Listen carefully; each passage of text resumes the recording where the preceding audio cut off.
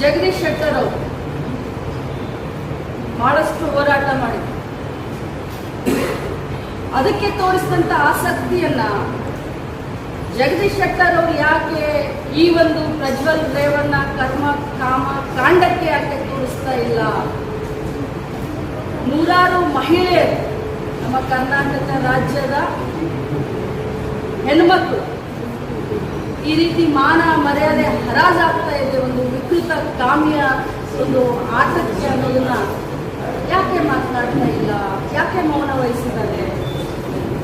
ಮೊನ್ನೆ ನಮ್ಮ ಕ್ಷೇತ್ರದ ಒಬ್ಬ ಮಾಜಿ ಸರ್ ಬನ್ನಿ ಇಲ್ಲೇ ಬಂದು ಒಬ್ಬ ಮಾಜಿ MLA ನನ್ನ ಬಗ್ಗೆ ಹಗುರವಾಗಿ ಮಾತನಾಡಿದಂಥ ಸಂದರ್ಭದಲ್ಲಿ